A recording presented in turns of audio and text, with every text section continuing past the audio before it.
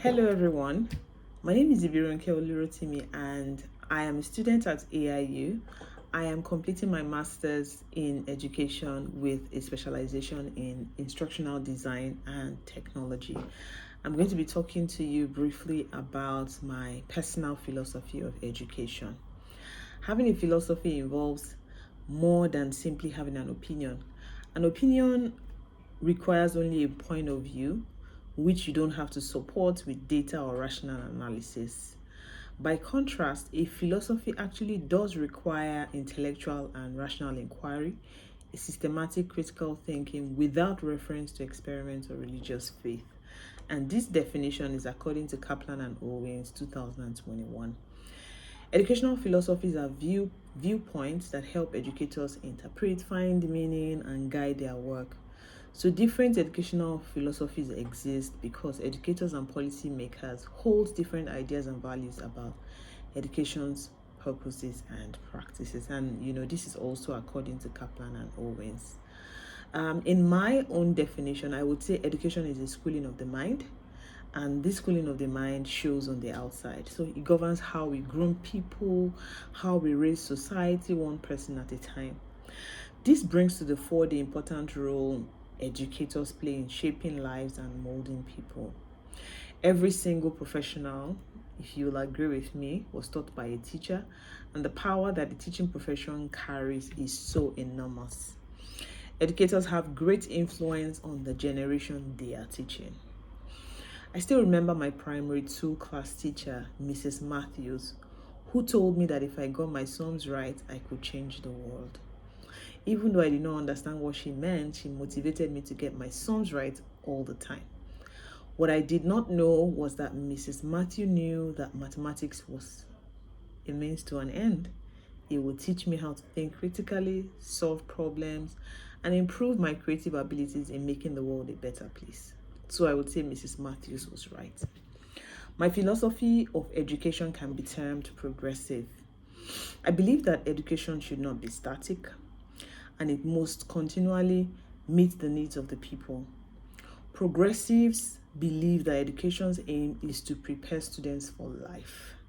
For this reason, they suggest instruction should begin with concrete, real-world objects rather than abstract concepts. Teachers show young children how to observe, describe, classify, assess, and eventually generalize what they see and touch. Older children's education includes the traditional curriculum, but it is taught in an interdisciplinary fashion. Teachers help students learn appropriate moral behavior by connecting students' acts with natural consequences. Because bodily health is essential to cognitive health, teachers also encourage students in physical play and activity. In these ways, teachers provide the range of knowledge and skills that will enable people to adapt more readily more readily to their circumstances. And this whole idea of progressive philosophy of education is according to Kaplan and Owens, and this is exactly the philosophy that I adopt. I believe that education should meet the needs of the people, like I had said earlier. I personally believe that education should be such that you are learning and you are doing in an interchangeable way. So if you want to picture something like learning on a job, right? You learn and you do and you become a better human being. When the curriculum is such that people can relate what they are learning to the very life that they are living, I believe that they do better. As an educator, one of the greatest tools I use in teaching is using real life experiences or use materials in the environment that my students will find relatable. As an educator, I believe in constructivism. Constructivism is a theory that suggests that knowledge is actively constructed by the individual through active exploration in a social context. The learners construct meaning by making connections between previous learned knowledge and concepts found in a new experience.